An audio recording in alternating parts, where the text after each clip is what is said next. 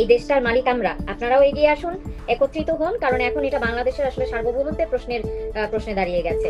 আমরাই পারি সকলে মিলে এটা প্রতিহত করবার জন্য। এবং বাংলাদেশ আজকে যে ক্রান্তি লগ্নে দাঁড়িয়ে আছে, সেখানে ছাত্রলীগ আরো অগ্রণী ভূমিকা পালন করবে। সবকিছু হয়তো লাইভে বলা যায় না, নিশ্চয়ই সভাপতি সাদ্দাম এবং আমাদের সঙ্গে ইনান রয়েছে, তাদের প্রস্তুতি রয়েছে, আপনারা এগিয়ে যান। আমরা একটি কথাই বলতে চাই যে এতদিন মাননীয় প্রধানমন্ত্রী অনেকবার আমাদেরকে ইঙ্গিত দিয়েছিলেন যে বাংলাদেশের সেন্ট মার্টিন কিংবা দক্ষিণাঞ্চলটা যদি তিনি আসলে আমেরিকাকে দিয়ে দিতে রাজি হতেন, তাহলে তার ক্ষমতায় থাকবা বিষয়টি আরো নিশ্চিত হতো। উনি তো বঙ্গবন্ধুর মেয়ে, বঙ্গবন্ধু আসলে কোনোদিনও এই আপোষ করেননি, রাজি হননি, তার কন্যাও আসলে কখনো রাজি হননি। উনি বলেছেন আমরা এতদিন বিশ্বাস করিনি, তবে এখন সেটা বাংলাদেশের বর্তমানে যে বাস্তবতা, সেখানে সেটা প্রমাণিত হলো। বর্তমান অবৈধ সরকারের ইউনুস সেই জিনিসগুলোই আসলে করছে। এগুলো তো প্রতিহত করবার জন্য শুধু ছাত্রলীগ কেন, এই বাংলাদেশের যত জনগণ, এই দেশটার মালিক আমরা, আপনারাও এগিয়ে আসুন, একত্রিত হন, কারণ এখন এটা বাংলাদেশের আসলে সার্বভৌমত্বের প্রশ্নে দাঁড়িয়ে গেছে। চেষ্টা করি। আরেকজন ভাই বলেছেন পরবর্তী দিক নির্দেশনা কি? দিক নির্দেশনা মাননীয় প্রধানমন্ত্রী বঙ্গবন্ধু কন্যা শেখ হাসিনা স্পষ্ট দিয়েছেন। দিক নির্দেশনা হচ্ছে যে যার জায়গায় স্থানে এখন নেতা। আপনি আপনার জায়গায় নেতা, আপনি আপনার সংগঠনের জন্য, দলের জন্য, দেশের জন্য যা করণীয় আপনিই করুন। কাউকে আপনাকে নির্দেশনা দিতে হবে না, কোনো নির্দেশনার দরকার নেই। শেখ হাসিনার থেকে বড় নেতা আমি ইনান বা আমার সহযোদ্ধা সাদ্দাম নয়। সুতরাং শেখ হাসিনা যখন নির্দেশ দিয়েছেন যে যার জায়গা থেকে কাজ করবে, যে যার জায়গা থেকে সেই নেতা হিসেবে রোল প্লে করবে, সুতরাং আপনি সেটি করুন, শেখ হাসিনার নির্দেশনাটুকু পালন করুন। আর যশোর জেলা ছাত্রলীগের সাংগঠনিক সম্পাদক তরিকুল, আপনি প্রশ্ন করেছেন যে যারা পদে রয়েছে তাদের অ্যাক্টিভিটি খুব একটা দেখা যাচ্ছে না।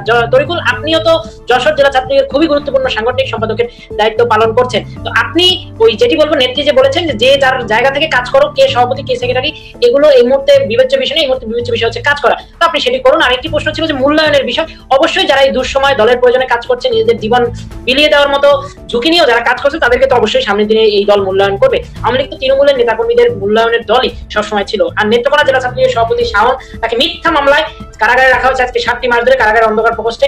আমরা অবশ্যই শাওনের মতো যারা রাজবন্দী হয়েছে তাদের নিঃশর্ত মুক্তি চাই। এবং নেত্রকোনার যে শুধু নয়, সারা দেশে যেই জায়গায় আমাদের কমিটিগুলো সাংগঠনিক কার্যক্রম এই মুহূর্তে অনেক ক্ষেত্রে নেই, সেখানে যারা পরবর্তী রয়েছে নেতৃত্ব দেওয়ার মতো, তাদের দিয়ে আমরা কার্যক্রম পরিচালনা করে যাচ্ছি। এবং এটি হয় সময় সময়, যুগে যুগে, কালে কালে এটি হয় সবসময় নেতৃত্বের একটি দ্বিতীয় স্তর তৈরি থাকে। প্রথম স্তরের যে কোনো শূন্যতায় বা অনুপস্থিতিতে তারাই অ্যাক্টিং হিসেবে কাজ করে, এবং এটি শুধু নেত্রকোনায় সকল জেলার ক্ষেত্রেই এটি বলবৎ রয়েছে, থাকবে। তৃণমূল নেতাকর্মীদের কাছে বলবো, বঙ্গবন্ধু কন্যা দেশনেত্রী শেখ হাসিনা যে নির্দেশনা বা মেসেজটি দিয়েছেন, সেটি হচ্ছে বার্তা। আপনারা অনেকেই লিখছেন, আমি দেখছি এখানে যে কমেন্টে জায়গায় যে নির্দেশনা কি, করণীয় কি, কি করতে হবে। নির্দেশনা শেখ হাসিনার নির্দেশনাই যথেষ্ট, স্পষ্ট নির্দেশনা। যে যার জায়গা থেকে প্রতিরোধ গড়ে তুলুন, প্রতিবাদ করুন, এবং যে যার জায়গা থেকে নিজ দায়িত্বগুলো কাজ করুন, করতে হবে। কারণ আজকে একটি দেশে শুধুমাত্র সবজির দাম কম দেখিয়ে চাল ডাল তেলের যে উচ্চ মূল্যস্ফীতি, আজকে মাছ মাংস তো আকাশ ছোঁয়া দামে, এবং সেই সবজির দাম কম সেটি বলেও আজকে সবজিও 100 টাকার নিচে কোনো সবজির কেজি নেই। আজকে এনসিপির সেই দরবেশ, যেখানে তানভীর, আমি তাকে দরবেশ তানভীরই বলবো, একটি দরবেশের বেশভূষা নিয়ে মাথায় বিশাল টুপি টাপি লাগিয়ে তিনি সমগ্র সচিবালয় নাকি সকাল থেকে ভোর রাত অব্দি দাপিয়ে বেরিয়েছেন। তো সুতরাং যারা এই দুর্নীতির মহাযজ্ঞ শুরু করেছেন সচিবালয়কে ঘিরে, তাদের নেতৃত্বে তো বাংলাদেশ চলতে পারে না। আজকে তথাকথিত ফাপড়বাজ, চাপাবাজ বলবো এক কথায়, বিরাট সেই 80 আপনি গ্রেজ রেকর্ড করেছেন না কি করেছেন ভাই, সেটি দিয়ে বাংলার মানুষের পেটে ভাত জোটে না। বাংলার মানুষের পেটে ভাত জোটানোর জন্য যদি বিনিয়োগ সম্মেলন করে থাকে, তাহলে স্পষ্টত বলুন আপনার এই বিনিয়োগ সম্মেলন থেকে কি অর্জন হয়েছে, বাংলাদেশে কতটুকু বিদেশি বিনিয়োগ এসেছে। আমরাও একটু মিলিয়ে দেখি বিগত 7, 8, 10 বছরের বিনিয়োগের সাথে এই বছরে আপনার এই বজ্রে আটনি ফসকে গেল, আপনার এই সব ফাপড়বাজির মাধ্যমে কতটুকু বিনিয়োগ এই বাংলায় আসলো, সেটি আমাদের বিবেচনা করতে হবে। আজকে অবশ্যই আমাদেরকে রুখে দাঁড়াতে হবে, কারণ মঙ্গল শোভাযাত্রার মতো একটি বৈশ্বিক ঐতিহ্য, বৈশ্বিক সংস্কৃতিতেও যখন একটি রাষ্ট্রের অবৈধ ক্ষমতা দখলকারীরা নগ্ন হস্তক্ষেপ করে, তখন কিন্তু অবশ্যই আমাদের রুখে দাঁড়াতে হবে। এবং রুখে দাঁড়িয়েছে কিংবা দাঁড়াচ্ছে, অবশ্যই কাজ হচ্ছে। আজকে যেখানে দেশ কোথায় চলে গিয়েছে, যে মোড়ে মোড়ে রাজনৈতিক দল গড়ে উঠছে, মনে হয় যেন প্রতিটি ঢাকা শহরের প্রতিটি মোড়ে মোড়ে একটি রাজনৈতিক দল গড়ে উঠছে। আম জনতা পার্টি, তমুক ক্ষমতা পার্টি, তমুক দখল গ্রুপ, তমুক রিক্সা গ্রুপ, তমুক টেম্পো গ্রুপ, এইভাবে বিভিন্ন দল গঠন করে তারা কিন্তু আজকে বাংলাদেশের রাজনীতিকে একটি হাস্যরসের জায়গায় নিয়ে যাচ্ছে। এটি কিন্তু শুধুমাত্র যে তাদের দেশের সম্পদ লুট করে খাওয়ার জন্য মানসিকতা, এটি নয়, বরং বাংলাদেশের রাজনৈতিক যে একটি অতীত ইতিহাস রয়েছে, ঐতিহ্য রয়েছে, এটিকে কিন্তু আগামী প্রজন্মের কাছে, তরুণ প্রজন্মের কাছে, আজকে যারা বাংলাদেশের ভবিষ্যৎ, বাংলাদেশের তরুণ কিশোর যুবকরা রয়েছে, তাদের কাছে কিন্তু রাজনীতিকে একটি হাস্যরসের খোরাকে পরিণত করার একটি অপচেষ্টা রয়েছে। এগুলো কিন্তু আমাদেরকে ভুলে গেলে চলবে না। সুতরাং তৃণমূলের সকল নেতাকর্মীদের উদ্দেশ্যে আমি বলতে চাই, আমাদেরকে অবশ্যই ঘুরে দাঁড়াতে হবে, আমাদেরকে রুখে দাঁড়াতে হবে, আমাদেরকে অবশ্যই কাজ করতে হবে এবং বঙ্গবন্ধু কন্যার দেশরত্ন শেখ হাসিনা সারা বিশ্বের বুকে কাঁপন ধরানো ঐতিহাসিক স্বদেশ প্রত্যাবর্তন এই বাংলাদেশ ছাত্রলীগের নেতাকর্মীরাই নিশ্চিত করবে। হয়তোবা এমনও হতে পারে আমরাও হেঁটে হয়তোবা শাহবাগ কিংবা গুলিস্তানে থাকবো, আর শেখ হাসিনাকে বরণ করার জন্য মানুষের ঢল হয়তোবা সেই এয়ারপোর্ট ছাপিয়ে উত্তরের সমগ্র এলাকা অর্থাৎ সমগ্র ঢাকা শহর ছেয়ে যাবে শুধু মানুষে মানুষে। সেই দিনটি কিন্তু খুব বেশি দূরে নয়, সেই দিনের অপেক্ষায় আমরা সবাই রয়েছি। ইনশাআল্লাহ বিজয় আমাদের সুনিশ্চিত। আলো কিন্তু আসছে, আলো আসবে। শেখ হাসিনা বাংলাদেশে অবশ্যই পুনরায় গণতন্ত্রের পথে যাত্রা নিশ্চিত করবেন এবং শেখ হাসিনাই আমাদের দেশের স্বাধীনতাকে সার্বভৌমত্বকে রক্ষা করবেন ইনশাআল্লাহ। আমরা বিশ্বাস করি যে আপনারা তৃণমূল ছাত্রলীগেরও ভরসা, কারণ ছাত্রলীগ একটি অনেক বড় সংগঠন আমরা জানি। আমার এই ক্ষেত্রে একটি প্রশ্ন রয়েছে সাদ্দামের কাছে, ইনানের কাছে, দুজনের কাছে। আমরা সেই প্রশ্নে পরে যাব। সেটা আপনারা যে দল গোছাচ্ছেন, যদিও ইনান একটু আগে বললো যে ছাত্রলীগের ফিরে আসবার কিছু নেই, ছাত্রলীগ তো রয়েছেই, তারা সক্রিয়ভাবে কাজ করছে। আপনারা এই যে দলীয় কার্যক্রম কিংবা নিজেদেরকে গুছিয়ে আনার ক্ষেত্রে বাংলাদেশে যতগুলো জেলা রয়েছে, জেলা ভিত্তিক ছাত্রলীগের যত সভাপতি কিংবা নেতা রয়েছেন, তাদের সঙ্গে আপনাদের একটি চেইন ওয়াইজ কমান্ড কিংবা কমিউনিকেশন রয়েছে কিনা, যে সারাক্ষণ একটি যোগাযোগের মধ্যে এরকম আপনারা রয়েছেন কিনা, মানে আপনারা গুছিয়ে উঠছেন কিভাবে সেটা জানবার জন্য আমি বলছি। আমি একটু আপনাদের সঙ্গে সংযোগ করিয়ে দেবার জন্যই আমাদের কাছে ছাত্রলীগ থেকে বিভিন্ন জেলা থেকে কিছু মানুষ কিছু তথ্য আপনাদেরকে জানানোর জন্য অনুরোধ করেছেন। আমি সেগুলি এখন একটু তুলে ধরবো। আমি আশা করি সাদ্দাম আপনারা শুনবেন নিশ্চয়ই, কারণ হয় কি, আপনারা তো তাদের সর্বোচ্চ নেতা ছাত্রলীগের। আপনারা কিছু একটা জানতে পেরেছেন, শুনেছেন, কিংবা তার ভয়েসটুকু, গলাটুকু আপনাদের কাছে গিয়ে পৌঁছেছে, এটাতে তারা মারাত্মক এনার্জাইজড হয়। যেমন সাদ্দাম যে বলেছে যে ছাত্রলীগ আসলে ভরসা হয়ে ফিরে আসবে, এতেই আমি ছাত্রলীগের অনেকের ভিতরে খুব পজিটিভ আসলে সাড়া দেখতে পেয়েছি। যেমন ছাত্রলীগ কর্মী বলেছেন যে সাদ্দাম ভাই, ইনান ভাইয়ের কাছে আমার প্রশ্ন যে কেন্দ্রীয় ছাত্রলীগ কেন এখনো তৃণমূল ছাত্রলীগের খোঁজ খবর নিচ্ছে না, এটি একটি আমি পড়ে শোনালাম। এরপরে একজন জানিয়েছেন এম.এফ. সিয়াম, সিনিয়র সাংগঠনিক সম্পাদক, সাজাইল ইউনিয়ন ছাত্রলীগ। প্রশ্ন, আমরা শেখ হাসিনার পক্ষে, আমরা তৃণমূলের নেতা কর্মীরা সকল হামলা মামলা উপেক্ষা করে রুখে দাঁড়াতে প্রস্তুত, অতি দ্রুত রাজপথে নামতে আমরা বদ্ধপরিকর। এমতো অবস্থায় কেন্দ্রীয় ছাত্রলীগ থেকে আমাদের প্রতি পরবর্তী দিক নির্দেশনা নিয়ে কিছু বলবার রয়েছে কি? এ গেল একজনের। আর একজনের আমি জানাতে চাই, ছাত্রলীগের পদ পদবিতে যারা আছে বর্তমান সময়ে তাদের অ্যাক্টিভিটিস অনেক কম, কিন্তু এমন অনেক কর্মী আছে 5ই আগস্টের পরে তাদের দলের জন্য জীবন বাজি রেখে অত্যন্ত গুরুত্বপূর্ণ ভূমিকা রেখে কাজ করে যাচ্ছে। আগামীতে এদেরকে কি মূল্যায়ন করা হবে, এটি জানিয়েছেন। বর্তমান দুঃসময়ে তাদের পরিচয় চাই, তিনি আপনাদের কাছে অনুরোধ করেছেন। তরিকুল ইসলাম, সাংগঠনিক সম্পাদক, যশোর জেলা ছাত্রলীগ। এরপরে একজন জানিয়েছেন মোহাম্মদ নাহিদ ইসলাম, তেরখাদা উপজেলা ছাত্রলীগ কর্মী। তিনি বলেছেন যে আপা, এই প্রশ্নটা সাদ্দাম ভাই এবং ইনান ভাইয়ের কাছে জানতে চাইবেন। আমার প্রশ্ন হচ্ছে, আমরা রাজপথে আন্দোলন সংগ্রামের মাধ্যমে মাননীয় প্রধানমন্ত্রীকে দেশে ফিরিয়ে আনতে চাই, কিন্তু বাংলাদেশ ছাত্রলীগ ঢাকা শহরে কিংবা বাংলাদেশে কার নেতৃত্বে রাজপথে নামবে? আর তারা খুব আবেগ ধরে জানতে চেয়েছে, ভাইয়েরা আপনারা দেশে ফিরবেন কবে? এরকম অনেকগুলো আসলে আবেগঘন আমরা অনুরোধ পেয়েছি। সবচেয়ে বেশি আবেগঘন যেটি, সেটি হলো জেল থেকে, সরাসরি জেল থেকে একটি চিঠি পাঠানো হয়েছে সাদ্দামকে। আমি সেটি একটু পাঠ করে শোনাতে চাই।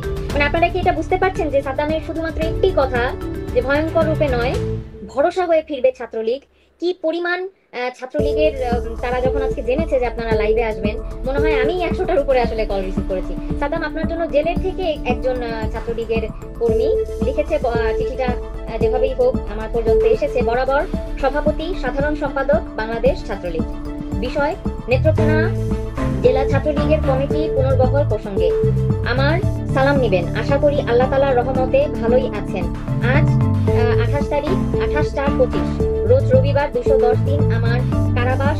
নেত্রকোনা মডেল থানা 6টি মিথ্যা বানোয়াট মামলা আমার নামে দায়ের করা হয়েছে, যা সম্পর্কে নেত্রকোনার মানুষ অবগত আছেন। এর মধ্যে আবার ঢাকায় বাটারা থানায় নতুন করে আরো একটি মিথ্যা মামলা দায়ের করা হয়েছে আমার নামে, যে মামলায় বাংলাদেশ সরকার বারবার নির্বাচিত প্রধানমন্ত্রী বঙ্গবন্ধু কন্যা শেখ হাসিনাকে প্রধান আসামি করা হয়েছে। আমি নেত্রকোনা জেলা ছাত্রলীগের সভাপতির দায়িত্বে ছিলাম।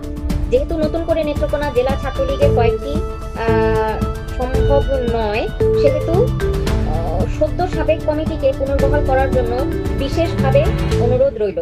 নিবেদক রবিউল আলম আওয়াল শাওন, সদ্য সাবেক সভাপতি, নেত্রকোনা জেলা। এই প্রশ্নটা আমি একটু আসলে সাদ্দামের কাছেও জানতে চাই যে আপনাদের বিভিন্ন জেলার যে কমিটিগুলো সেগুলি কি সমস্ত বহাল আছে বা যেগুলো মানে সেগুলো আসলে আপনারা কিভাবে কি ঠিকঠাক করছেন এই বিষয়ে যদি আপনি একটু জানাতেন, কারণ ছাত্রলীগের এই মুহূর্তে অনেক অনেক ছাত্ররা সংযুক্ত আছে আমাদের সঙ্গে লাইভে, তারা শুনতে চায়, জানতে চায়। ধন্যবাদ। বাস্তবতা হচ্ছে যে আমাদের তৃণমূলের নেতাকর্মীরা কিন্তু ঘুরে দাঁড়িয়েছে, প্রতিবাদ করেছে, প্রতিরোধ করেছে, এবং সত্যি কথা হলো তৃণমূলের নেতাকর্মীরা কখনো কারো নির্দেশনার অপেক্ষায় থাকেন। 5ই আগস্টের এই ষড়যন্ত্র বাস্তবায়িত হওয়ার পর থেকেই নেতাকর্মীরা কিন্তু গণতন্ত্রের দাবিতে, বঙ্গবন্ধু কন্যার বিরুদ্ধে ষড়যন্ত্রের প্রতিবাদে, সকল কিছুর বিরুদ্ধে, নেতাকর্মীদের উপর অন্যায় অবিচার, জুলুম, নির্যাতন, নিষ্পেষণের বিরুদ্ধে প্রত্যেকটি ক্ষেত্রে আমাদের নেতাকর্মীরা ঘুরে দাঁড়িয়েছে, প্রতিরোধ করেছে, দেয়ালে দেয়ালে জয় বাংলা লিখে দিয়েছে, শেখ হাসিনার এই আস্থা, এই স্লোগান মানুষের কাছে পৌঁছে দিয়েছে, সাধারণ মানুষের পাশে দাঁড়িয়েছে, দ্রব্যমূল্য বেড়েছে সেখানে তারা সহযোগিতা করার চেষ্টা করেছে, মানবিক কর্মকাণ্ড পরিচালনা করেছে।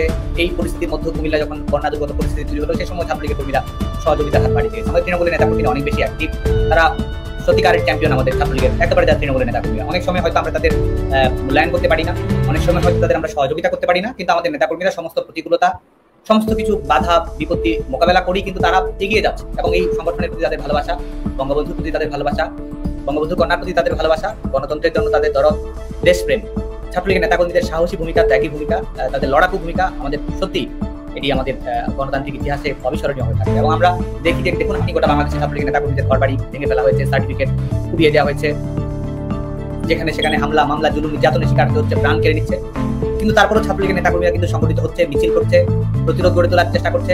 তারা হাসতে হাসতে কিন্তু কারাগারে যাচ্ছে। আপনি দেখবেন যে তারা প্রিজন ভেঙে যাচ্ছে, যমুনার সামনে গিয়ে জয় বাংলা স্লোগান তারা দিচ্ছে, তারা বাংলাদেশের দেয়ালে দেয়ালে লিখে দিচ্ছে যে স্বৈরাচার নিপাত, গণতন্ত্র মুক্তি পাও, এবং কারাগারে যাচ্ছে, কোর্টে যাচ্ছে, সেখানে তারা বিভিন্ন ধরনের হামলা মামলার শিকার হচ্ছে, আইনের কোনো ধরনের আশ্রয় লাভের সুযোগ পাচ্ছে না, সেখানেও কিন্তু ছাত্রলীগের কর্মীরা আপনি দেখুন যে হাসতে হাসতে তারা যাচ্ছে। আমাদের দেখুন একজন মেয়ে, আপনারা সেই যখন পিয়া নামের একজন মেয়ে কলেজের পরীক্ষা দিতে গেছেন, পরীক্ষা দিতে পারছেন, অমানবিক তার উপরে দমন পীড়ন, শারীরিক নির্যাতন চালানো, সেখান থেকেও সেই জয় বাংলা বলতে বলতে আস্তে আস্তে তারা যাচ্ছে, কখনো আস্তে আস্তে কারাগারে যাচ্ছে, কখনো প্রতিবাদ তারা করছে, কখনো জীবন বিলিয়ে দিচ্ছে।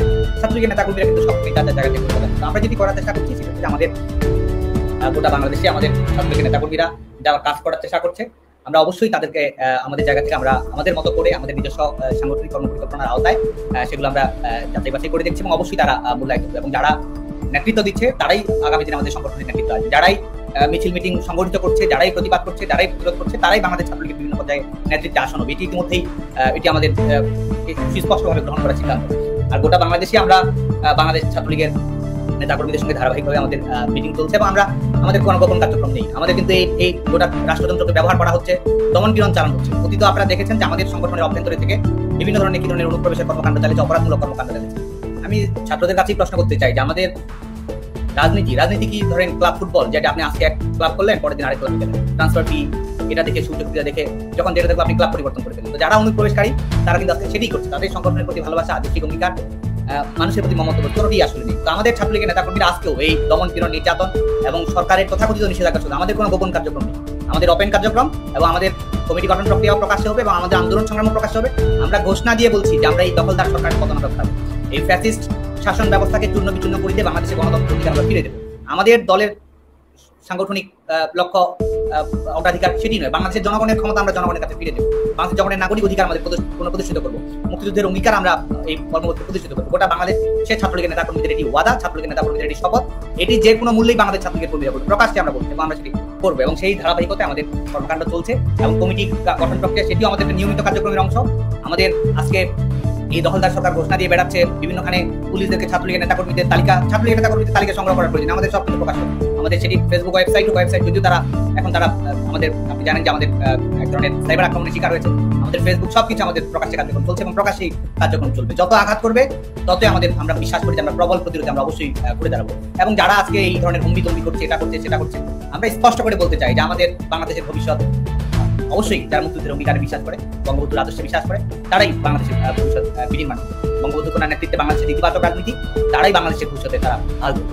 এবং আমরা তৃণমূলের নেতাকর্মীদেরকে আমরা সেটি বলতে চাই যে তারা যে সাহসিকতার সঙ্গে ভূমিকা পালন করতে, সেটি আমরা অবশ্যই মূল্যায়ন করবো। যারা সাহসিকতার সঙ্গে আছে তাদেরকে সাংগঠনিক কাঠামো আমরা আওতাভুক্ত করবো, এবং জেলা পর্যায়গুলোর সঙ্গে আমরা ধারাবাহিকভাবে আমরা কাজ করার চেষ্টা করছি, সেটি আমরা অব্যাহত রাখবো। এবং আমাদের নেতাকর্মীদের অনেক সময় চয়েস করার ক্ষেত্রে, অনেক সময় মূল্যায়ন করার ক্ষেত্রে অনেক সময় আমাদের ভুল ত্রুটি হয়েছে, যেটা আমরা নির্বিবাদে আমরা একবারে খোলা মনে এটি স্বীকার করি, এবং সেই সব ভুল ত্রুটি সংশোধন করেই নেতাকর্মীদের কমিটমেন্ট, তাদের স্যাক্রিফাইস, তাদের লড়াই, তাদের সংগ্রাম, তাদের সাহস, এটির উপর ভর করেই আমরা ভবিষ্যতে বাংলাদেশ পথ চলা নির্ধারণ করবো। বাংলাদেশ ছাত্রলীগের নেতাকর্মীদেরকে অভয় দেওয়ার কিছু নেই। বাংলাদেশ ছাত্রলীগের নেতাকর্মীরাই আমাদের গোটা দেশকে অভয় দেয়, দিবে। আমাদের ছাত্রলীগের নেতাকর্মীদেরকে সাহসী বলার কিছু নেই। ছাত্রলীগের নেতাকর্মীদের লড়াই সাহসী আমাদের জন্য অনুপ্রেরণা। ছাত্রলীগের নেতাকর্মীদের অকুতোভয় বলার কিছু নেই। তাদের অকুতোভয় লড়াই আমাদের প্রেরণা এবং আমাদের ঘুরে দাঁড়ানোর আমরা বিশ্বাস করি যে আমাদের গণতন্ত্র পুনঃপ্রতিষ্ঠা করার মাধ্যমে আমরা আমাদের যে কাঙ্ক্ষিত লক্ষ্য সেটিতে আমরা প্রত্যাবর্তন করব। স্যার, আমি আমার খুবই ভালো লাগলো এই মুহূর্তে যারা শুনছেন, প্রকৃত নেতার মতনই খুব বীরদর্পে সাহসিকতার সাথে সাদ্দাম বললেন যে তিনি আসলে তার যে সুন্দরভাবে স্বীকার করলেন কিছু জিনিস, এটা আসলে একজন নেতার লক্ষণ। আমরা দেখতে পাচ্ছি যে হ্যাঁ, এত কিছু হবার পরেও আসলে ছাত্রলীগকে দমিয়ে রাখা সম্ভব হচ্ছে না, এবং এত অত্যাচারের পরেও ছাত্রলীগ আসলে কাজ করে যাচ্ছে। এবং এই মুহূর্তে যারা মাঠ পর্যায়ে কিংবা মাঠে একেবারে এই মুহূর্তে বাংলাদেশে যারা জীবন ঝুঁকি নিয়ে কাজ করছেন, তাদের অভিজ্ঞতায় আসলে ছাত্রলীগের এই বর্তমানে কি অবস্থা, তারা কি কি ফেস করছেন, এরকম একজন আমাদের সঙ্গে সংযুক্ত আছেন, ছাত্রলীগ কর্মী, তৃণমূল কর্মী, আমাদের রাবি ভাই। আমাদের তাকে কি আসলে আমাদের সঙ্গে সংযুক্ত করা যায়? হ্যাঁ, আবির হোসেন রকি। আমরা তুমি তোমার দুই নেতার সাথে সংযুক্ত হয়েছো এই মুহূর্তে। আমরা তোমার কাছ থেকে একটু জানতে চাই যে তুমি যে এলাকা, সেটা যদি তোমার নিরাপত্তা কোনো ব্যাঘাত না ঘটে তবেই মাত্র বলো যে কি অবস্থা আসলে এখন তোমার এলাকায় ছাত্রলীগের মাঠ পর্যায়ে বিষয়গুলো কিরকম রয়েছে। তুমি তোমার নেতাদের সঙ্গে কথা বলতে পারো। প্রথমে আমি শোনা যাচ্ছে আপু? জি, হ্যাঁ, শোনা যাচ্ছে। এখানে প্রথমেই অসংখ্য ধন্যবাদ আমাকে আপনাদের এই জায়গায় আমাকে সুযোগ করে দেওয়ার জন্য, এবং সাদ্দাম ভাই, ইনান ভাই, তাদেরকেও ধন্যবাদ। আমি আসলে প্রথম আসছি, এই জন্য আমার একটু কথাগুলো নিয়ে যাচ্ছে। তো আসলে কি বলবো, বলার হচ্ছে যে সাদ্দাম ভাইয়ের বাসার পাশায় আমাদের বাসা, পঞ্চগড় জেলায় উনি। ওনার বাড়িতে রিসেন্ট হামলা হয়েছে, প্রথমেও হামলা হয়েছে, এখন রিসেন্ট ওনার বাড়িতে আবার হামলা হয়েছে। তো যাই হোক, আমাদের ঠাকুরগাঁও জেলায় যে নেতাকর্মীদের মোটামুটি ছাত্রলীগের যারা আছে তাদের অবস্থা বলতে গেলে খুব একটা ভালো না। সবাই বাড়িঘর ছাড়া। যেমন আমরা তিন ভাই। আমার ছোট ভাই নাম আরাফাত হোসেন রাব্বি, তার ছোট ভাই, তার সবার ছোটটা, সেও মামলায়। আমরা তিন ভাই মামলার শিকার এবং বাড়ি ছাড়া বিগত 5 আগস্টের পর থেকে। তো 5 আগস্টের পর থেকে আসলে 5 আগস্ট থেকেই আমি ব্যক্তিগতভাবে মনে করছি যে আমরা যখন রাজনীতি ছাত্রলীগ শুরু করি তখন আমাদের একটা সুসময় ছিল, এবং সেই সুসময় থেকে আমরা ছাত্রলীগ রাজনীতি করছি। আমরা কিন্তু এত খারাপ সিচুয়েশন, এত কিছু শুনে আসছি, পড়ছি, এখন দেখতেছি, এখন অনুভব করতেছি। তো আসলে আমরা বঙ্গবন্ধুকে বিশ্বাস করি, মাননীয় প্রধানমন্ত্রী শেখ হাসিনার কে বিশ্বাস করি, আওয়ামী লীগকে বিশ্বাস করি, মুক্তিযুদ্ধকে বিশ্বাস করি। এবং আমরা 5 আগস্ট থেকেই আমি মোটামুটি লড়াই করা শুরু করছি। আমার পোস্টে আছে 5 আগস্ট থেকে আমার পোস্ট শুরু, এখন পর্যন্ত আমি করতেছি, লড়াই করছি, যে আমি যেভাবে হোক কর্মীদের সাথে, ছাত্রলীগের তৃণমূল কর্মীদের সাথে যোগাযোগ করতেছি। তাদের বিভিন্ন ইউনিয়নে যেভাবে 5 আগস্টের পর যেভাবে পাচ্ছি আমি তাদের সাথে যোগাযোগ করতেছি। তো আমার মনে হয় যে আসলে তৃণমূলের কিছু আছে যে তৃণমূল, যেমন আপনার কয়েকজন আপনাকে করছে, তার প্রশ্ন আমি দেখলাম যে তৃণমূলে একজন বলছে যে সাদ্দাম ভাইকে বা ইনান ভাইকে প্রশ্ন করছে যে তারা কেন খবর না। আসলে তা তো আর এটা রাগের ইয়ারা, তারা সবসময় সবার খবর নিচ্ছে। তারা বিভিন্ন জেলায় এখন প্রতিটা ঘরে ঘরে যাচ্ছে, আর খবর তো নেওয়া সম্ভব না, কারণ মোটামুটি কেউই নেই। তো তারা বিভিন্ন জায়গায় বিভিন্ন গ্রুপে, ছাত্রলীগের গ্রুপে আসে খবর নিচ্ছে। এবং সাদ্দাম ভাইকে অসংখ্য ধন্যবাদ যে যিনি আমাদের ঠাকুরগাঁও জেলা ছাত্রলীগকে উনি একটা ফান্ড দিচ্ছিল। আমরা সেই ফান্ড থেকে নেতাকর্মীদের যারা জেলে যাচ্ছে তাদেরকে আমরা সহযোগিতা যতটুকু পারতেছি সহযোগিতা করতেছি, তাদের পরিবারের সাথে খোঁজখবর রাখতেছি, যোগাযোগ রাখতেছি। আমাদের ঠাকুরগাঁও সব থেকে বড় প্রবলেম হচ্ছে যে জামিন আমাদের একদমই হচ্ছে না। যারা ছাত্রলীগে তাদের জামিন তো হচ্ছেই না, ধরা পড়লেই মোটামুটি শেষ অবস্থা, জামিন হচ্ছে না। তো আমরা তারপরে ছাত্রলীগ আমরা যেভাবে কাজকর্ম করতেছি, যেখানে আছে ঠাকুরগাঁও ছাত্রলীগের আমরা সবাই সবার মতো কাজ করতেছি। এবং আমাদের কিছু ছোট ভাইরা এখন পর্যন্ত জেলে, কিছু বন্ধু বান্ধব জেলে, ছাত্রলীগের যারা খুব 5 আগস্টের পর ছাত্রলীগের জন্য, আওয়ামী লীগের জন্য কাজ করছে, এখন পর্যন্ত কাজ করেও যাচ্ছে। তারা অনেকেই জেলে এবং অনেকেই কাজ করতেছে। এবং আমরা সবার সাথে যোগাযোগ করার চেষ্টা করতেছি। ইউনিয়ন পর্যায়ে গেছি, এবং ইউনিয়ন পর্যায়ে যে আমরা যেটা দেখছি যে আপু, যে আসলে ইউনিয়ন পর্যায়ে আমরা যোগাযোগ করতেছি, ইউনিয়নের যারা নেতৃত্বে ছিল, ছাত্রলীগের ইউনিয়নের যারা নেতৃত্বে ছিল, আমার মনে হয় তাদেরও উচিত যে ইউনিয়ন পর্যায়ে একটা খোঁজ খবর রাখা। আমরা তো সবাইকে আর ছাত্রলীগের আমরা জেলা পর্যায়ে যারা, আমরা তো ইউনিয়ন, উপজেলা সবাইকে চিনি না, মেন কয়েকজনকে চিনি, ইউনিয়নের সভাপতি, বাইরেও কয়েকজনকে চিনি। ক্ষেত্রে ছাত্রলীগের সভাপতি এবং সাধারণ সম্পাদক এই মুহূর্তে এখানে উপস্থিত আছে। তাদের কাছ থেকে কি তোমরা কোনো নির্দেশনা এক্সপেক্ট করো বা কোনো কিছু জানো? আসলে নির্দেশনা দিলেই তো বিপদ হয়ে যায়। তবে আমার মনে হয় যে পরিস্থিতি আমাদেরকে বলে দিবে আমাদের কখন কি করতে হবে। আমার বিশ্বাস যে পরিস্থিতি আমরা দেখছি যে বর্তমান যে পরিস্থিতি বাংলাদেশের, সেই পরিস্থিতি বলে দিবে যে কি বিশেষ। তবে আমি সাদ্দাম ভাই, ইনান ভাইকে বলবো যে আমাদের সাধারণ ছাত্রদের সাথে আমাদের প্রত্যেকটা জেলা উপজেলা ইউনিয়ন সব নেতাকর্মী যারা আছে সবার উচিত যে ছাত্রদের সাথে যোগাযোগটা বৃদ্ধি করা এবং তাদের সাথে কথা বলার চেষ্টা করা। কারণ ছাত্ররাও জানে যে আমরা ছাত্রদের কাছে আমরা ভুলে, ছাত্রদের কাছে মনে হয় যে আমরা ভুল আর আমাদের কাছে মনে হয় তারা ভুল। তো আমাদের এই ডিস্টেন্সটা আমাদেরকে দূর করতে হবে, আমাদেরকে এই ডিস্টেন্সটা যুক্তি তর্ক মধ্যে দূর করতে হবে। কারণ আমাদেরকে নিয়ে একটা গুজব ছড়ানো হচ্ছে যে ছাত্রলীগ ভয়ঙ্কর রূপে ফিরবে, ছাত্রলীগ অমুক করবে। আসলে আমরা তো আমি 5 আগস্টের আগে বাদ দিলাম, 5 আগস্টের পরেই ধরি এখন পর্যন্ত। দেখুন, বন্যা থেকে শুরু করে রোজার মধ্যে আমরা কিন্তু চেষ্টা করছি সহযোগিতা করার, ইফতার বিতরণ করার, বন্যার্থদের পাশে যাওয়ার, তাদেরকে সহযোগিতা করার আমরা কিন্তু চেষ্টা করেই গেছি। আমাদেরকে নিয়ে একটা রটানো হয় ছাত্রলীগ আসলে ছাত্রলীগ ভয়ঙ্কর রূপে ফেরানোর কিছু নাই। আমরা ভাই, আমরা কারো ভাই, আমরা কারো ছোট ভাই, কারো বড় ভাই, কারো মানে আমরা ফিরবই, আমরা ফিরবো এবং আমরা তাদের সাথে সমন্বয় করেই ফিরবো। এবং আমার বিশ্বাস যে ছাত্ররা তারা আমাদের সাথে কথা বললে, আমাদের প্রধান যারা আছে সাদ্দাম ভাই, ইনান ভাই, তাদের সাথে কথা বললে বা আমাদের সাথে কথা বললে হয়তো বা তাদের ভুল ভাঙতে পারে। আমার এটা বিশ্বাস যে তারা একটা ভুলের মাধ্যমে আছে, যে ভুলটা আমাদের ভাঙানোর দায়িত্ব আমাদের। রকি, অসম্ভব ধন্যবাদ আমাদের সঙ্গে তোমার যুক্ত হবার জন্য। রাবি ভাই, আমরা এখন ইনান এবং সাদ্দামের সঙ্গে কথা বলবো। ধন্যবাদ রকি, তুমি আমাদের মাঝখানে। আপনাদেরকে ধন্যবাদ, সাদ্দাম ভাই, ইনান ভাইকে ধন্যবাদ। আসসালামু আলাইকুম, আদাব দিদি। চমৎকার একটি কথা রকি জানালেন, সেটা হচ্ছে যে ছাত্রদের সঙ্গে ছাত্রলীগের একটি সংযোগ তৈরি হওয়া। মূলত যারা বৈষম্য বিরোধী আন্দোলনে আসলে রাস্তায় নেমেছিলেন ছাত্ররা, তারা মূলত ভয় পাচ্ছেন যে ছাত্রলীগ ফিরে আসলে না জানি তাদের উপরে কি নির্যাতন হবে, না জানি কি ভয়ঙ্কর ভায়োলেন্ট রূপে আসলে ছাত্রলীগ ফিরে এসে, যে যেহেতু তারা ছাত্রলীগের পক্ষে নয়, বিপক্ষে গিয়ে একটি আন্দোলন করেছে, এরকম কিছু করেছে, না জানি কি ভয়ঙ্কর আসলে অবস্থায় তারা ফিরবে। যাই হোক, পরবর্তী প্রশ্নে যাবার আগে আমি সাদ্দামের যে বাড়ি রয়েছে সেই বাড়িটি দ্বিতীয়বারের মতন আবার আগুন ধরানো হয়েছিল, এটার জন্য আমি গভীরভাবে দুঃখ প্রকাশ করছি এবং আমার কাছে অনেকেই সেটার একটি বিষয় জানিয়েছে। আমরা দেখেছি সেখানে বোধহয় আপনার ভাই ভাবি ছিলেন, বাবা মা ছিলেন। মানে অমানবিকতার চূড়ান্তে পৌঁছে গিয়েছে এখানের মাঠ পর্যায়ে এই অবৈধ সরকারের যে লোকজন, তারা ভয়ঙ্কর কাজ করছে।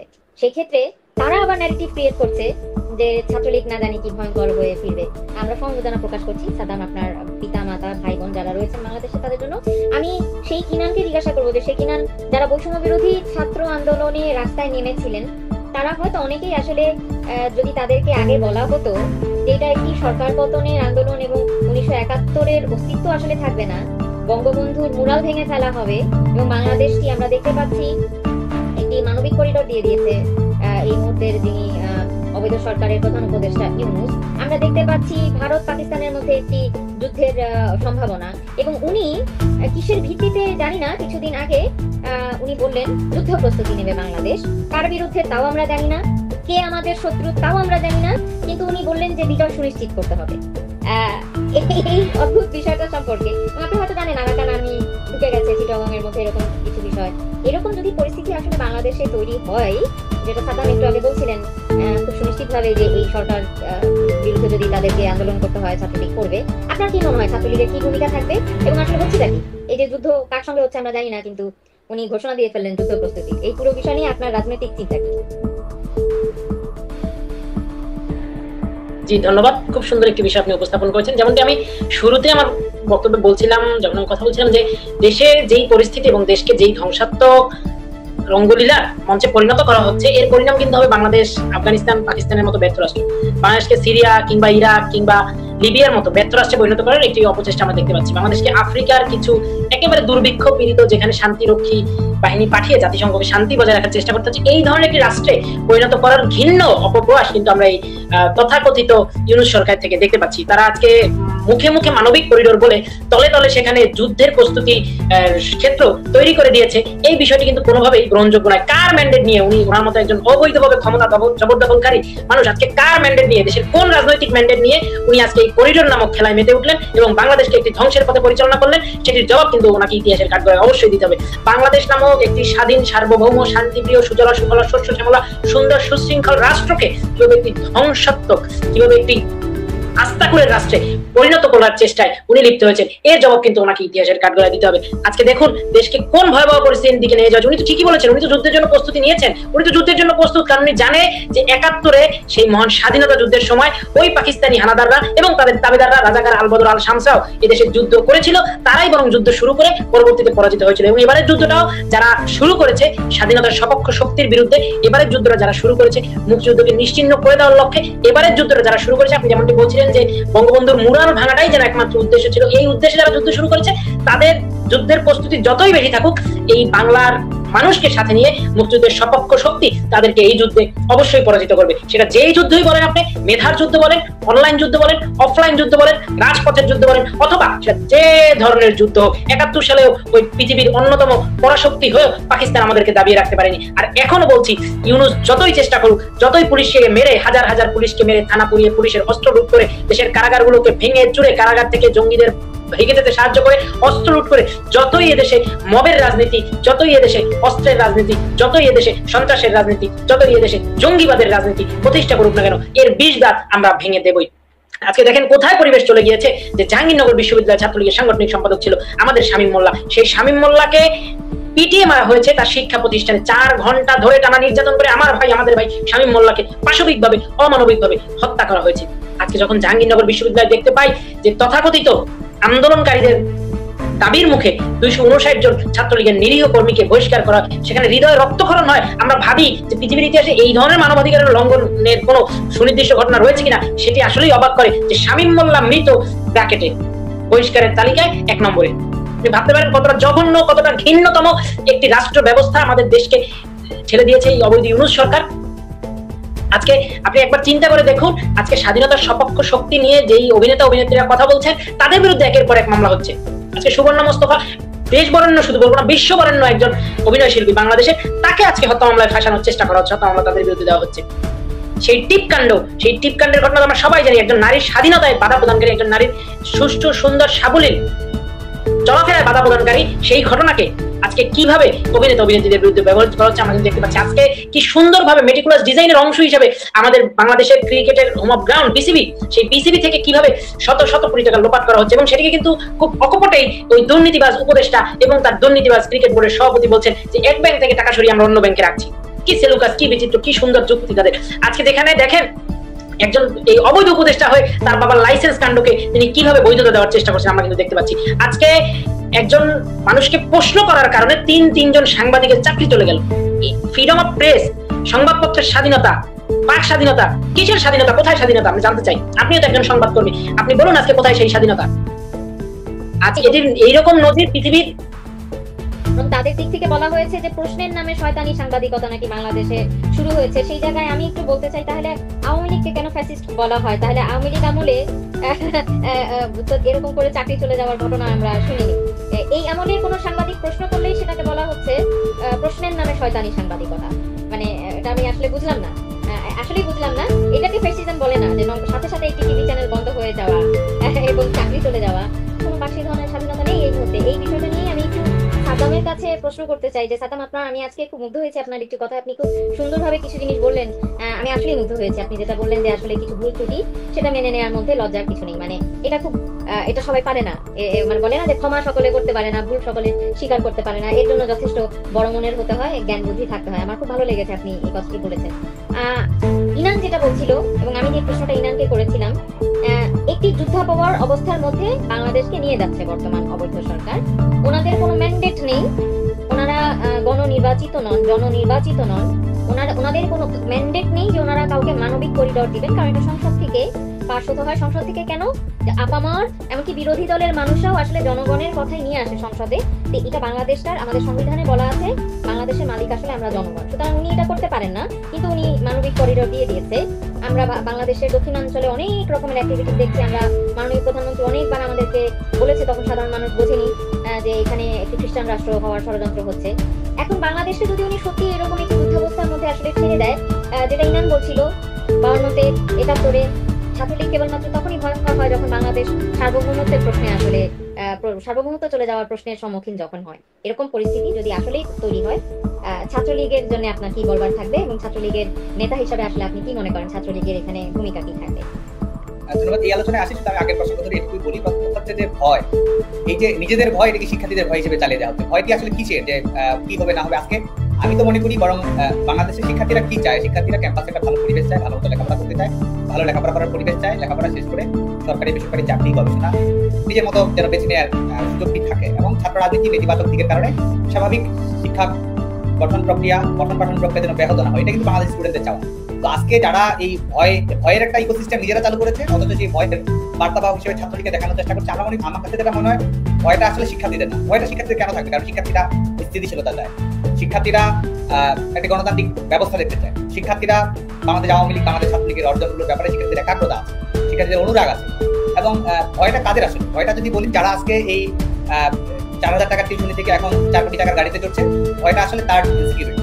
আমার কাছে যেটা মনে হয়, ভয়টা আসলে তাদের যারা আসলে শিক্ষার্থীদের হত্যা করার ক্ষেত্রে পেছনের প্রেক্ষাপট রচনা করেছে, বিভিন্ন গ্যাংগুলোর সঙ্গে যারা সমন্বয় তৈরি করেছে, এবং যারা পুলিশ হত্যায় নেতৃত্ব দিয়েছে, ছাত্র হত্যায় যারা নেতৃত্ব দিয়েছে, ছাদে বারান্দায় শিক্ষার্থীদেরকে গুলি করেছে ভেতর থেকে বাইরে থেকে, এবং তার দায় চাপিয়ে দিয়েছে। আমি মনে করি যে ভয়টা আসলে তাদের, তারা জানে যে তাদের এই কোমর ফাঁস হয়ে যাবে, কোমর ফাঁস হয়ে যাওয়ার ভয়টা আসলে তাদের, যারা আজকে এই কিংস পার্টি সরকারের পৃষ্ঠপোষকতায় থেকে যারা দিব্যি রাজনীতি করে বেড়াচ্ছে এবং নিজেরাই সবকিছু ঠিক করে দিচ্ছে। বাংলাদেশের জনগণ কি চায় না চায় সেটি তো জানে না, বরং নিজেরাই জনগণের প্রতিনিধি হয়ে, নিজেরাই জনগণের স্বয়ংক্রিয় প্রতিনিধি, অটোমেটিক প্রতিনিধি হয়ে তারা জনগণের মালিকানা নিয়ে তারা নিজেদের মতো সবকিছু করেছে। ভয়টা আসলে তাদের, যারা নিজেদের অবৈধ ক্ষমতা নিরাপত্তা আর অনেকদিন বাড়াতে চায়, যারা নিজেদের নির্যাতন জুলুম দমন পীড়নের স্টিম রোলার আরো অবারিত রাখতে চায়, যারা বিভিন্ন ধরনের ফৌজদারি অপরাধ করেছে, যারা দুর্নীতির সঙ্গে সম্পৃক্ত হয়েছে, যারা রাষ্ট্রযন্ত্রকে ব্যবহার করে অনৈতিক সুযোগ সুবিধা গ্রহণ করেছে, ভয়টা আসলে তাদেরই। এবং তারাই তাদের ভয় শিক্ষার্থীদের ভয় হিসেবে চালিয়ে দিয়ে নিজেদের অবৈধ দুর্নীতি বিত্ত বিভাগের গ্যারান্টি আসলে যাচ্ছে।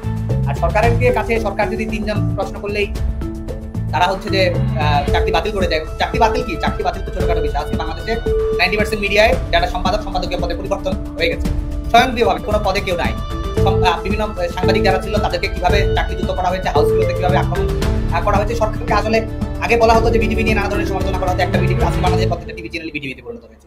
এবং সরকার তো প্রশ্ন করার কারণে চাকরি বাতিল করার দরকার নাই, সরকার চাইলে যে প্রশ্ন সেটই পাঠিয়ে দিতে পারে সাংবাদিকদের, যে কি কি প্রশ্ন করা যাবে, কি কি প্রশ্ন করা যাবে। আমার মনে হয় সেটি করতেই বাকি আছে এবং সেটিও তারা করবে। আর আজকে বাংলাদেশে আমরা যেটি দেখছি যে আমাদের এই এক হচ্ছে যে সরকার তো অবৈধ, সরকার তো কোনো সাংবিধানিক বৈধতা নেই, সরকার তো জনগণের ম্যান্ডেট বা প্রতিনিধিত্ব বহন করে, এবং এই একটি বাস্তবতা আছে। আর একই সঙ্গে তারা আজকে বাংলাদেশের সার্বভৌমত্বের যে প্রশ্নটি রয়েছে, আমাদের মানচিত্র, আমাদের সীমানা, সেটিকে কিন্তু ঝুঁকির মুখে তারা ফেলেছে। এই ঝুঁকিগুলোর অনেকগুলো দিক রয়েছে। আপনি যদি দেখেন যে বাংলাদেশে একটি হচ্ছে যে বাংলাদেশে আপনি গোটা পৃথিবীতেই জানেন যে উগ্রবাদী সন্ত্রাস কতগুলো রাষ্ট্রের স্থিতিশীলতা, মানুষের নিরাপত্তা, সার্বভৌমত্ব এবং মানুষের প্রত্যেকটি ক্ষেত্রে, প্রত্যেকটি অধিকারের ক্ষেত্রে কিভাবে তারা ক্ষতিগ্রস্ত করেছে। তো এই সার্বভৌমত্ব কিংবা মানুষের জনগণ, একটা রাষ্ট্রের প্রধানতম কাজই তো মানুষের সিকিউরিটি দেওয়া, রাষ্ট্রের কাজই তো জনগণের নিরাপত্তা নিশ্চিত করা। তো বাংলাদেশের সার্বভৌমত্ব নানা দিক থেকে চ্যালেঞ্জের সম্মুখীন। একটি হচ্ছে যে একটি উগ্রবাদী অভ্যুত্থান ঘটেছে এবং মৌলবাদী শক্তিগুলো আজকে প্রকাশ্যে একবারে স্টেট স্পন্সর ব্লেসিং দিয়ে তারা কর্মকাণ্ড পরিচালনা করছে। তো ভবিষ্যতে এই উগ্রবাদী শক্তিগুলো তারা ইতিমধ্যে বাংলাদেশ সংবিধানকে চ্যালেঞ্জ করেছে, ভবিষ্যতে মানুষের আইনকে তারা চ্যালেঞ্জ করবে, ভবিষ্যতে তারা গণতান্ত্রিক প্রক্রিয়াকে চ্যালেঞ্জ করবে এবং মানুষের সমস্ত অধিকারকে কুক্ষিগত করে তারা নিজেদের শাসন, অলৌকিক শাসন বাংলাদেশের উপর তারা বাস্তবায়ন করবে। তো এদিক থেকে জনগণের সার্বভৌমত্বের ধারণা সেটি কিন্তু ক্ষতিগ্রস্ত হবে। আরেকটা দিক হচ্ছে যে আমাদের যে জিওগ্রাফিক্যাল সার্বভৌমত্ব রয়েছে, সেটি দেখেন, আপনি দেখুন বাংলাদেশের সার্বিকভাবে একটা শুধুমাত্র বাংলাদেশের নয়, দক্ষিণ এশিয়ার স্থিতিশীলতার জন্য একটা চ্যালেঞ্জ তারা তৈরি করেছে এই তাদের উগ্রবাদী ইন্টারন্যাশনাল নেটওয়ার্কিং যেটি রয়েছে সেটির মাধ্যমে। আর হচ্ছে তাদের যে বিভিন্ন ধরনের কর্মকাণ্ড, এবং যেই কর্মকাণ্ডগুলো আমাদের সার্বভৌমত্বকে নানাভাবে ঝুঁকির মুখে ফেলছে। আজকে দেখুন একটা কমিশন তারা গঠন করেছে, বিডিআর কমিশন, নিজেদের খেয়াল খুশি মতো একটা কমিশন গঠন করেছে। সেই বিডিআর কমিশনের প্রধান, সরকারের যিনি একটি কমিশন প্রধান, তিনি আজকে মন্তব্য করছেন, এমন ধরনের মন্তব্য করছেন যেই মন্তব্য আমাদের আন্তর্জাতিক আইনের পরিপন্থী, যেটি জাতিসংঘ বিভিন্ন বিধিমালার পরিপন্থী, এবং যেটি আরেকটি রাষ্ট্রের সার্বভৌমত্বের ধারণা পরিপন্থী। একটি রাষ্ট্রের বিডিআর কমিশনের প্রধান যখন এই ধরনের কথাবার্তা বলে যে দখল করে নিবে, এই দখল করে নিবে, এবং তখন পার্শ্ববর্তী যে কোনো রাষ্ট্র যখন পাল্টা চ্যালেঞ্জ দেবে, তার মানে কিন্তু আপনি হুমকি দিয়ে এক ধরনের পপুলিস্ট প্রপাগান্ডা আপনি নিয়ে আসছেন, দায়িত্বজ্ঞানী মন্তব্য করছেন, জবাবদিহীন মন্তব্য করছেন। এটির মাধ্যমে বাংলাদেশের জনগণকে কিন্তু আপনি বিপদের মুখে ফেলে দিচ্ছেন। বাংলাদেশের সার্বভৌমত্ব যেটি রয়েছে সেই নিরাপত্তা কবচটিকে কিন্তু আপনি চ্যালেঞ্জের মুখে ফেলে দিচ্ছেন। এই বাস্তবতার মুখে বাংলাদেশ রয়েছে। আরেকটা দিক হলো যে আমাদের এই আজকে দেখুন যে আমাদের এই পার্শ্ববর্তী রাষ্ট্রে যখন আরাকান, রাখাইন, রোহিঙ্গা এবং বিভিন্ন বিষয় নিয়ে যখন একটা সংকটময় পরিবেশ পরিস্থিতি তৈরি হয়েছে, একটি হচ্ছে যে ইতিমধ্যে আমাদের এখানে 12 লাখ রোহিঙ্গা রয়েছে, যেটি শেখ হাসিনা সরকার যেটি ইতিমধ্যে একটি প্রক্রিয়ার মধ্যে নিয়ে এসেছিল, যেটির মাধ্যমে রোহিঙ্গা প্রত্যাবাসনের প্রক্রিয়া কিন্তু সুনিশ্চিত হয়েছিল, এবং যেখানে সংশ্লিষ্ট সকল পক্ষকে সমন্বয় করে শেখ হাসিনা সরকার সেটির সূচনা করেছিলেন। আজকে তারা বললো যে পরের ঈদে, এবং তারা একবার তো ঘোষণা দিয়েই দিল যে জান্তা সরকার, তারা মিয়ানমারের জান্তা সরকার রোহিঙ্গাদের ফেরত নেবে। তারা বলছে রোহিঙ্গাদের ফেরত নেবে, তারা বলার পরে আমরা দেখলাম যে আবার 2 লাখ রোহিঙ্গার ঢল আমরা কিন্তু বাংলাদেশে দেখতে পেয়েছি। আমরা দেখতে পেয়েছি যে এখানে বিভিন্ন নন স্টেট যারা আর্মি রয়েছে তারা বাংলাদেশের অভ্যন্তরে ঢুকে বিভিন্ন ধরনের উৎসব তারা করছে অস্ত্র, এটি কিন্তু আমরা দেখতে পাচ্ছি।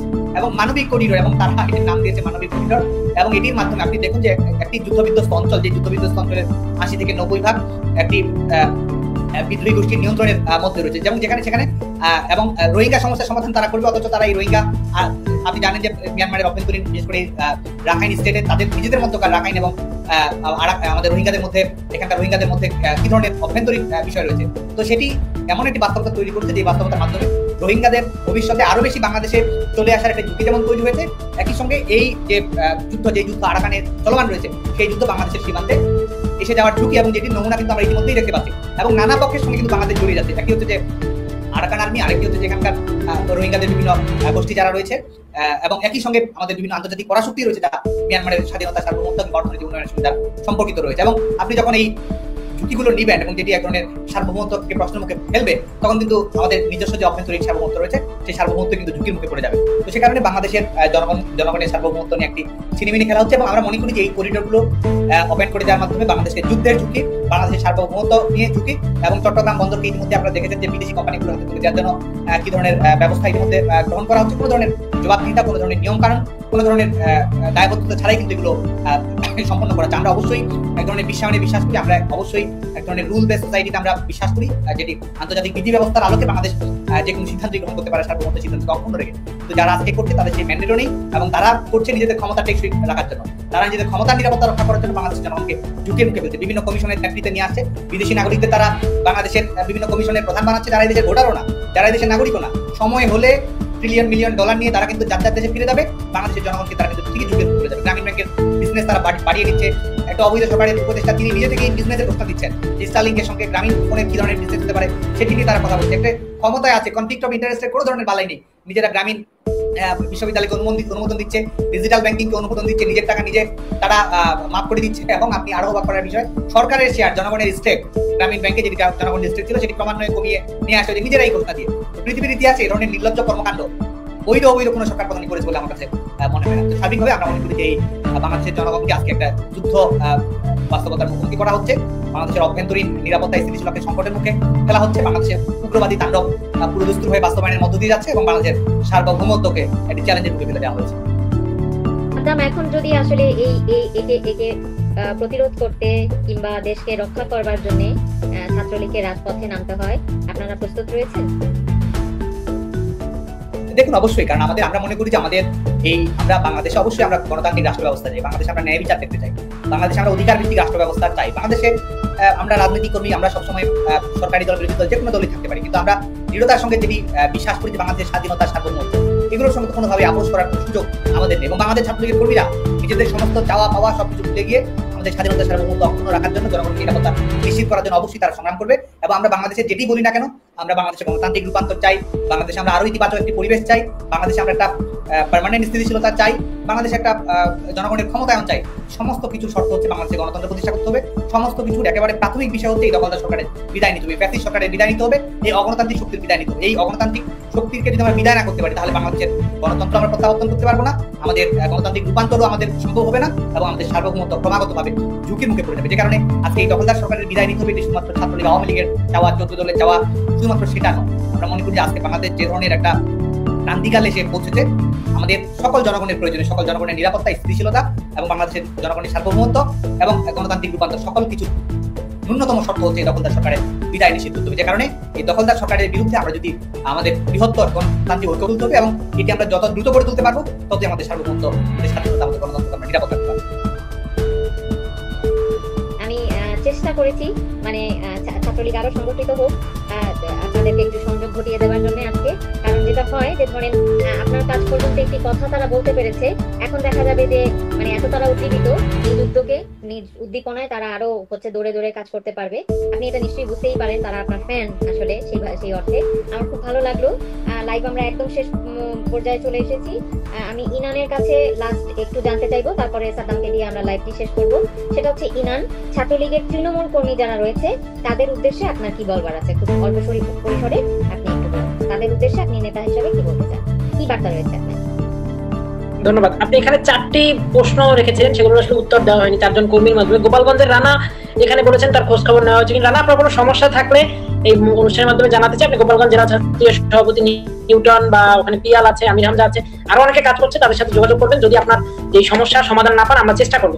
যদিও এখন কোটি কোটি নেতাকর্মী বিপদে, আসলে সবার সাথে সংযোগ করে ওঠা সম্ভব হয় না, তারপরও আমরা আমাদের সর্বোচ্চ চেষ্টা করি। আরেকজন ভাই একটু যুক্ত করতে চাই যে পরিমাণ ছাত্রলীগের ছাত্রদের এবং কর্মীদের উপরে আমরা অত্যাচার দেখছি, স্বেচ্ছাসেবক লীগ, যুবলীগ, তাদের কি আসলে এই একই পরিমাণ ভূমিকা আছে কিনা, এ নিয়ে বেশ কিছু প্রশ্ন আমরা শুনি।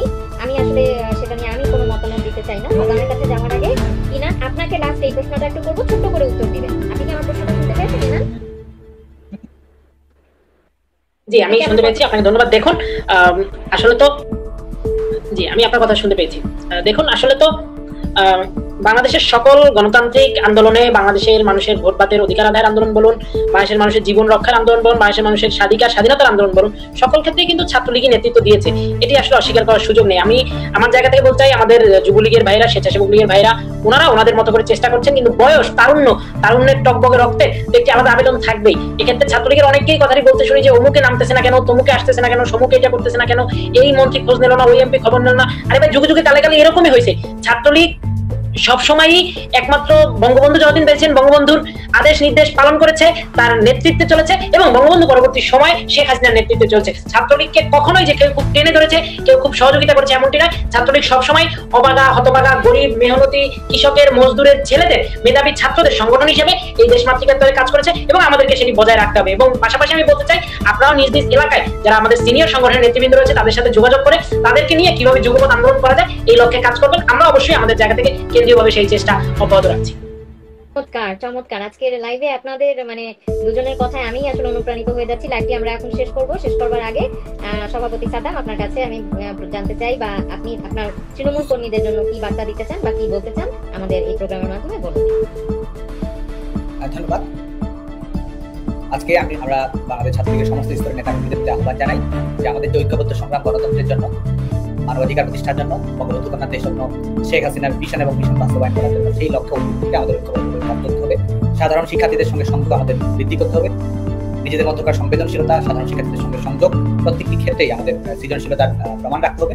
এবং যে প্রতিকূল পরিস্থিতি আমরা মোকাবেলা করছি, যে চ্যালেঞ্জ আমরা মোকাবেলা করছি, যে ঝুঁকি আমাদের নেতা কর্মীদেরকে গ্রহণ করতে হচ্ছে, এই বাস্তবতা অনুযায়ী যেভাবে সংগঠনকে বিকশিত করা যায়, নিজেদের শক্তিশালী করা যায়, নেতা কর্মীদের নিরাপত্তা নিশ্চিত করা যায়, সেই লক্ষ্যে আমরা কৌশলী হবেন, অগ্রণী হবেন। এবং আমাদের লড়াই করার কোনো বিকল্প নেই। লড়াই করার মাধ্যমে আমাদেরকে বিজয়ী হতে হবে এবং নিশ্চিত থাকেন যে আমরা অবশ্যই বিজয়ী হব। আমাদের ঝটিকা মিছিল একসময় বাংলাদেশের গণজাগরণে পরিণত হবে। আমাদের 200-500 জনের মিছিল বাংলাদেশে একসময় লাখ মানুষের মিছিলে পরিণত হবে।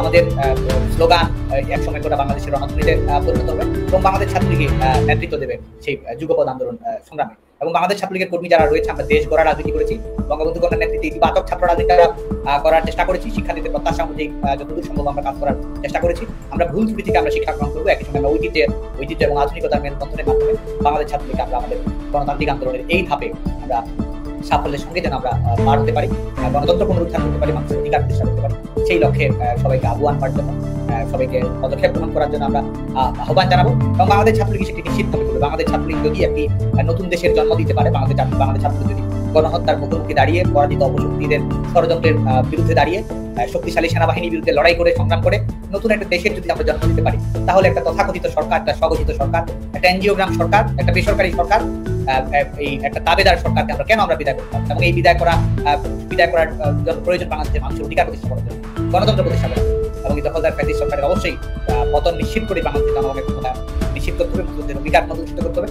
বঙ্গবন্ধু কন্যার দেশস্বপ্ন শেখ হাসিনার অসাধারণ স্বদেশ প্রত্যাবর্তন বাংলার মাটিতে নিশ্চিত করতে হবে। জনগণের প্রিয় নেত্রী, জনগণের কাছে বীরের মধ্যে প্রত্যাবর্তন করবেন। বাংলাদেশ ছাত্রলীগের কর্মীদের এই ওয়াদা তৃণমূলের নেতা কর্মীরা সবাই আমরা বাস্তবায়ন করবে। এবং ভবিষ্যতেও সাধারণ শিক্ষার্থীদের কাছে আমরা সুস্পষ্টভাবে আমরা বলতে চাই, শিক্ষার্থীদের সমস্ত প্রয়োজনে আমরা থাকবো। শিক্ষার্থীরা কোনো অবস্থাতেই আমাদের প্রতিপক্ষ নয়, শিক্ষার্থীরা কোনো অবস্থাতেই আমাদের বিরুদ্ধ কেউ নয়, আমরাও কারো বিরুদ্ধ পক্ষ নই। আমরা শিক্ষার্থীদের পক্ষে সবসময় রয়েছি। শিক্ষার্থীরা যেন ভালো মতো লেখাপড়া করতে পারে, ভালো চাকরি পায়, মানসম্মত মেধাভিত্তিক চাকরি নিশ্চিত হয়, বেসরকারি খাত যেন উন্মুক্ত হয়। আমরা সুস্পষ্ট হয়ে বলছি, সাধারণ শিক্ষার্থীরা এমনকি যারা আন্দোলনে অংশগ্রহণ করেছে, আমাদের বিরুদ্ধে যারা স্লোগান দিয়েছে, তাদের প্রতিও আমাদের সবসময় এক ধরনের সংবেদনশীলতা রয়েছে। যারা লড়াই করে, যারা সংগ্রাম করে, যারা সাহসী ভূমিকা পালন করে, বাংলাদেশ ছাত্রলীগ সবসময় তাদের প্রতি একজন অনুরাগ গ্রহণ করে, শিক্ষার্থীদের সাহস থেকে বাংলাদেশ ছাত্রলীগ শিক্ষা গ্রহণ করে, শিক্ষার্থীদের সংগ্রাম থেকে বাংলাদেশ ছাত্রলীগ শিক্ষা গ্রহণ করে, শিক্ষার্থীদের লড়াই, শিক্ষার্থীদের স্পিরিট থেকে আমরা অবশ্যই সবসময় সেই অনুপ্রেরণা আমরা পাই।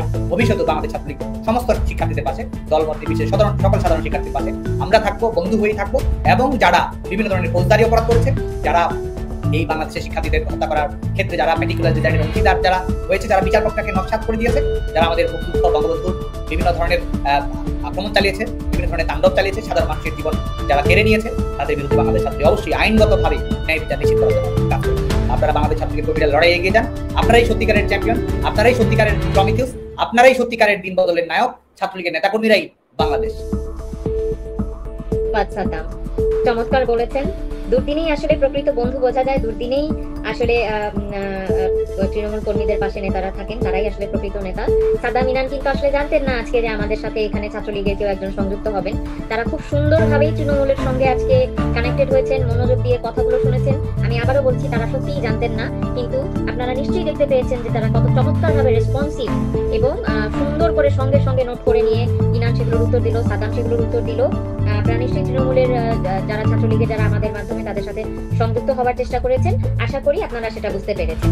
আমি বলবো যে এই সময়টা অনেক বেশি একত্রিত সংযুক্ত থাকাটা খুবই প্রয়োজনীয়, এবং আমরা নিজেরাই আজকে দেখলাম যে তারা দুইজন খুব সুন্দরভাবে আপনাদের সঙ্গে ইন্টারঅ্যাক্ট করেছে। সুতরাং কিছু কিছু কথাতে আমরা শুনি, সেটা বোধহয় পুরোটা আসলে সঠিকও নয়, কারণ আমরা নিজেরাই দেখলাম যে তারা খুব সুন্দরভাবে আসলে আজকে আমাদের মাধ্যমে আপনাদের সঙ্গে সেই সংযুক্তটা হলেন। আমরা ছাত্রলীগের মঙ্গল কামনা করি, এবং বাংলাদেশ দুর্দিনে আসলে সবসময় ছাত্রলীগ অগ্রণী ভূমিকা পালন করেছে। আর আমি বিশ্বাস করি ছাত্রলীগ ভয়ঙ্কর রূপে নয়, ভরসা হয়েই বাংলাদেশে ফিরবে।